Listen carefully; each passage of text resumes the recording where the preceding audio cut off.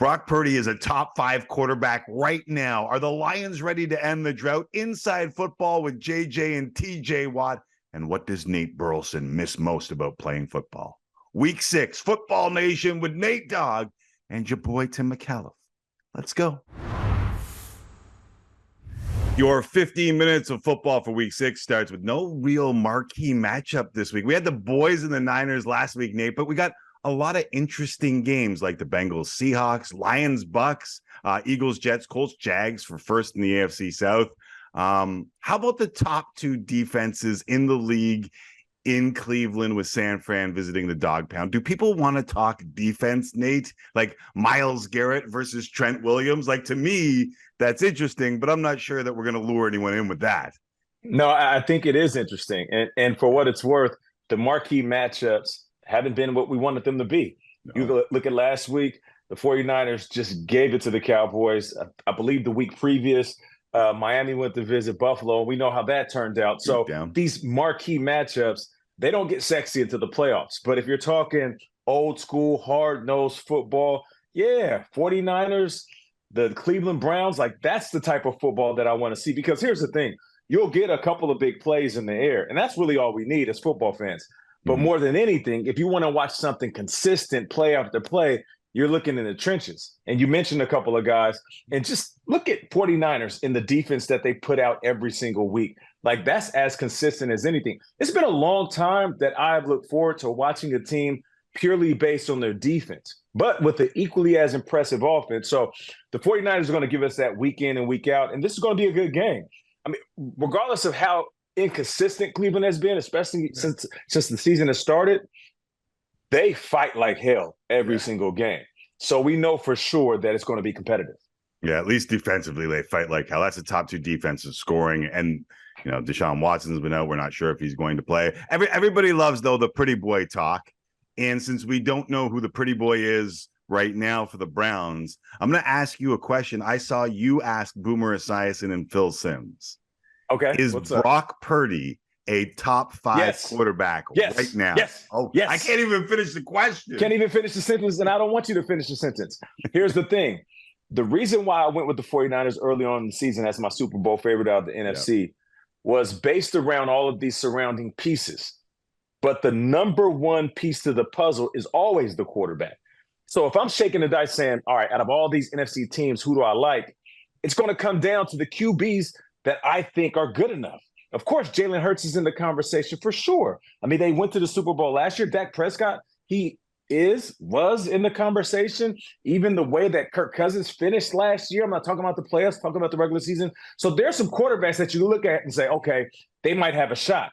Now the conversation has changed. Not so much Dak. I still love Hurts. Now you enter in Jared Goff and the Detroit Lions. Yeah. But for me, I have never wavered from the 49ers. And here's why. I'll say it again. He hasn't lost a game that he has started and played all the way through. The only one he lost is when he hurt that UCL and was out in that NFC Championship game. Another thing he does well, he controls the tempo of the game. Like, I want you guys to pay attention to something when you guys are watching the games this weekend. For everybody listening, everybody watching, look at Brock Purdy's face during the game. I always talk about what's happening behind the mask. There are some of your favorite quarterbacks out there. When times get rough, you can read it all over their face. Their body language changes. They get a little rattled. They don't have the same swagger when they're walking in and out of the huddle. Brock Purdy, like this. You remember that scene in Departed where Leonardo DiCaprio was talking to the therapist and he said, you know, this was going on, that was going on. My heart jumping out of my chest, but my hand never shakes. That's Brock Purdy. And that's why I fell in love with him. Because I knew if you have that quarterback that never gets too high, never gets too low, has all the weapons in the world, and a smart quarterback-friendly coach, what is the negative? What is the weakness? It'd be one thing if you said, okay, he's a little undersized, he forces the ball downfield, and he causes too many turnovers. My dude hasn't turned the ball over. 0 picks. So now when everybody's questioning who their top quarterback is, you have to throw him in there. You have to throw him in the top 5. If we keep this conversation going, ask me again a month from now, I might say he's top 3 because even our favorite QBs have turnover issues. And here's the thing. when I had that same conversation off camera with Bill Cowher, Boomer Esiason, and Phil Simms, their rebuttal was, okay, all right, Nate, we understand. He doesn't turn the ball over. He has weapons, has a great coach, good defense. But if you're starting a franchise right now, would you pick him? And I'm not going to lie, Tim, that had me shook. I was rattling for a second. Yeah. Because I'm like, you got Mahomes out there. You got Burrow when he's playing well. You got Tua doing his thing. Yeah. But yet and still, if I have all the necessary weapons, I don't care if Brock Purdy can throw the ball the farthest. I don't care if he's the fastest. I don't care if he can do a sidearm or a no-look pass. Mm-hmm. Sometimes you just need a QB to play like a traditional quarterback. Drop back, throw it on time, and don't turn the ball over. And that's what he's doing. The words of Herm Edwards are ringing through my ears. You play to win the game. He's 10-0. And if you want stats, he's 10-0 as a starter. And if you want stats, he leads the NFL in passer rating. Like those are, it is that Brock Purdy is that guy. And listen, right when a guy's on a fast break and he throws it off the backboard, catches it, goes through the leg like old school Blake Griffin, and gets the crowd up on their feet and everybody's going crazy. And then the next time a short guard comes up and does an old school John Stockton layup, how much are those two different types of plays worth, Tim? They're both worth 2 points. Both were 2 points. I don't care if it's sexy. I don't care if you like his style of play or not. Yeah. He's winning games. You play to win the game. All right. You know who else is winning games? Those Detroit Lions. It's been a long time for the homies in Detroit and in Windsor in Canada. Haven't won a playoff game since 1991. Wayne Fontes, Eric Kramer, Rodney Peete, and the dude who signed that helmet behind me, some guy named Barry Sanders. Have Dan Campbell and the Lions turned the corner as they take on a 3-1 Bucs team? As much as I want to get excited, I am going to ask the Detroit fans, the Detroit players, Detroit coaching staff to not get complacent. Don't start sipping on your own Gatorade. It's too early, too soon to start feeling yourself. Sounds gross. The reason they play the way they play is because they feel disrespected. The reason that these guys go out there week in and week out and playing with their helmets on fire is because for so long we have been the armpit of the NFL. I know what it's like for teams to line us up like we were the homecoming game. I literally talked to my friends and was like, yo, we're playing y'all week whatever. And he's like, yeah, man, we're not worried about y'all. And they said it so flippantly. I'm like, yo, man to man, I could take that. But as a Detroit Lion, it hurt. So we did all we could just to get to the playoffs. And that was a win for us. This team is more talented. I believe they have a more well-rounded coaching staff. They have an identity. I just don't want them to get complacent. Like, keep that same mindset that Detroit is constantly disrespected. It's Detroit versus everybody, but they got it, man. And I love it. The offense is well-balanced. They can hit you on the ground, hit you in the air, and then they'll throw in the trick plays every week or so. They got my guy Laporta. I call him Laporta Authority out here, just getting to the end zone. I'm really digging what they're doing. I want them to keep that grit all the way through. The biggest strength that they have is their attitude. And it sounds kind of corny, and this isn't no 80s movie followed by a montage of guys working out. But, like, just keep that grit, keep that attitude. You know what I'm talking about, bro. Yeah. It's either that or NFL films. That's without a doubt. It's either The Program and there's Latimer with the eye black down to the thing. That's a fact. That's a fact. Or NFL films. And you see no Mike doubt, because at Singletary. one point it was like Wildcats, that movie with Goldie Hawn, football, and they was stumbling through the tires in the terrible turf. It's the sport of kings, better than diamond rings. That's why we're here to sing football. Right. I honestly, I think I've done this before, so I'll ease up a little bit. Okay. I think they're a top 5 team in the league. I think the Detroit Lions I think they're a top 5 team in the league. I agree. And it's okay to feel that way. And I think Detroit understands that too. Right. But you're right. Keep the attitude, keep the swagger, because you need it in the game of football. There's 2 teams that came into the season with some real expectations. Could the Eagles put the 2-3 Jets to sleep? Or how about this? Which 2 and 3 team at home this week needs to win more? The New York Football Jets or Cincy at home to the Seahawks and favored? It's Cincy, without a doubt. Listen, the Jets, I love what they're doing. They are winning these games, or at least a couple of games, despite all of the chaos and, of course, the major injury that they had to Aaron Rodgers and all the doubt that everybody's casting over the head of Zach Wilson. But it's Cincinnati. They started so slow. And listen, as good as they looked last week in that connection between Burrow and Chase, the beginning of the season, even though it was their preseason, like we've always talked about, same thing happened last year. Joe Burrow's banged up. The starters really didn't play. They're trying to figure out their identity. So now let's catch a rhythm. Let's be exactly who you were last week and on to the rest of the season. You could tell that Burrow was still banged up. You could tell he was still dealing with some bumps and bruises, and the offense just really didn't have that pop. And I feel like if Cincy can get a win up against my former team, the Seahawks, it changes the perspective, from the outside in, but also from the inside out. And that's more important because there was a point where Cincinnati, they looked at themselves as one of the best teams in the league. And you could tell, like Joe Burrow started changing his hair. Once a dude changes his haircut a few times in the season, come on, you chill out, man. First you hit us with the Bieber, then the Macaulay Culkin. Like, you going crazy right now. Yeah, so I wish I could change my haircut. Don't hate on that. You can change the beard, though. You can change the beard. Okay. But to that point is, last year you felt that energy. You knew the Bengals were looming. Everybody was whispering their name. This year it was like, oh, they don't got it. And the Bengals actually played like that. They were dejected on the sideline. They were having 3 and outs like it was nothing, team scoring on them.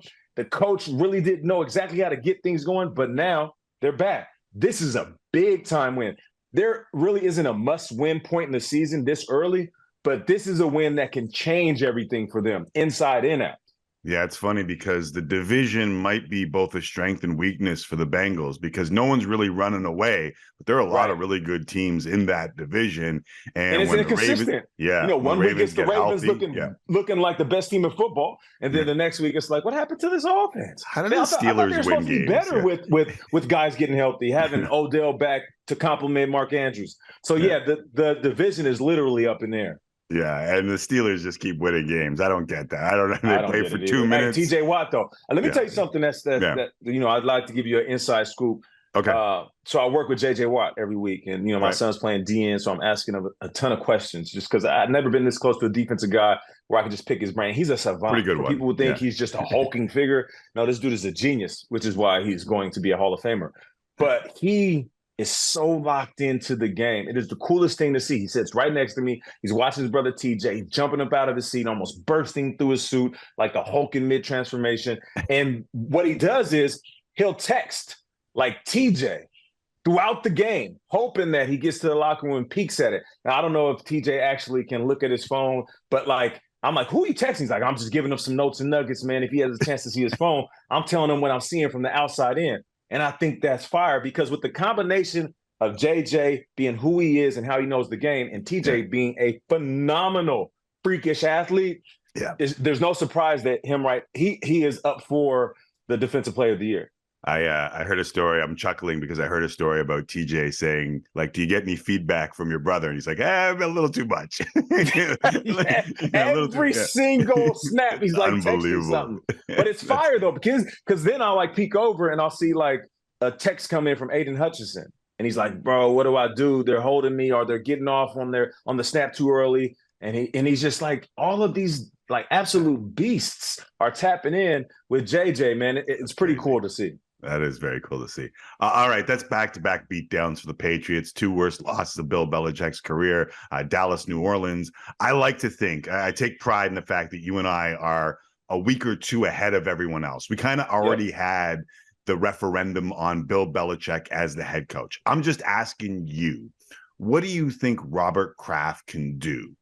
Because, 1 egg is bad. 2 in a row, I never say this. It kind of sort of looked like the players had quit on old Billy Boy. He obviously has a different leash than anyone else, but the Patriots are in a tough spot here. Really tough spot, and you can see that it's bothering Bill Belichick. He's normally a little bit measured with his words, But after this game and the following media opportunities he's had over the week, answering questions about his quarterback, he has these deep pauses, and he's just like, well, Mac is our quarterback, and going with Mac. And it's like, even when he was semi-excited about Belichick, even when he was semi-excited about Mac Jones, he would speak with a little bit more enthusiasm. Now, he never yells and screams, laughs and jokes, but it's almost like you could see the wheels turning in his head, that he understands that it's one of two things. Mac Jones is either having a rough go at it, or he just is not the guy. And if he is not the guy, and Bill Belichick knows that, Robert Kraft knows that. And if Robert Kraft knows that, what are we going to do? Are we going to continue to try to bring in free agents or swing and miss in the draft? No disrespect. I'm talking about in its totality, not individual picks. There might be guys that are still there that are doing their thing. So I show you love. But I'm just saying, when you talk about the draft and the efficiency of landing guys that are staple individuals that are not only contributing, but they're there for the long term, seems like the Patriots have been missing quite often, a little bit more often than they would like.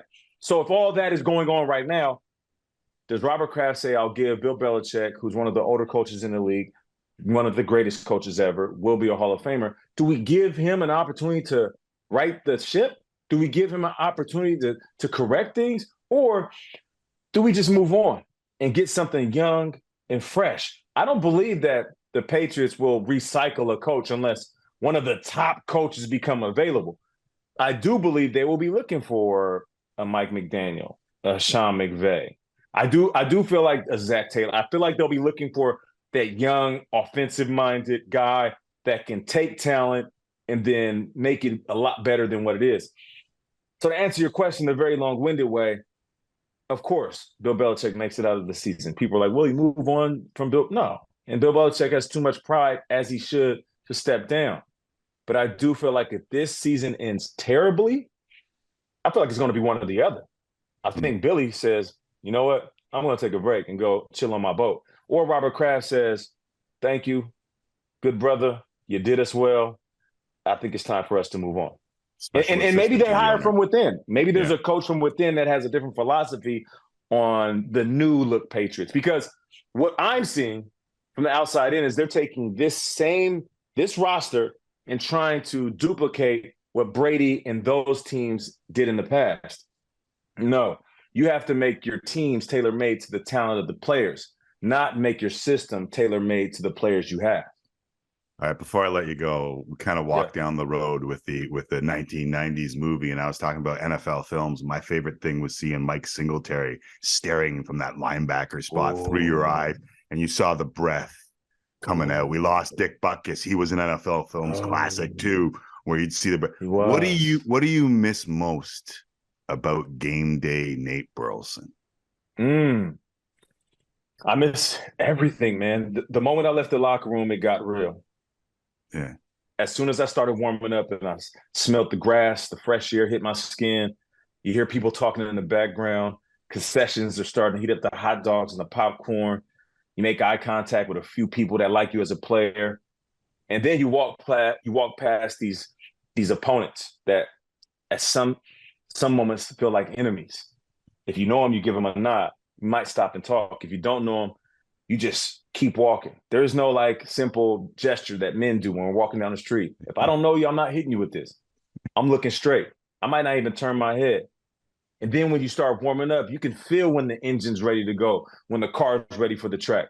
I used to look at Calvin Johnson, who was just like, he looked like he was 6'8", but he was really only 6'4", 6'5". And he would start sweating, and it seems like he was getting ready to turn into the superhero. And every single week, I'd look up at him like, bro, you are big as. And he would laugh and be like, you crazy, Nate. And that was my moment where I knew we're ready to rock. And once the game started, to be honest, and I don't think most guys will admit this, even though I played the game for a long time, my heart would be jumping out of my chest. I was nervous all the way up until my last game. I mean, pounding. Whether I was getting the intro, running out, feeling the roar of the crowd, or I was standing on the sideline listening to the national anthem, I was nervous. But just like anything else, that first hit, it waked me up. it sent me right back into that place where I knew I was ready to cook. So, yeah, I think it was the lead up until the game, because the game itself, it's what you planned. It's the game itself is what you practice for. The game itself is supposed to be what you want the end result to be, which is a win. But the lead up is special. But as far as gameplay, we'll save that for another time. Awesome. Always fun talking football with you. Enjoy week 6, my good sir. No doubt. You too, my brother. Appreciate you.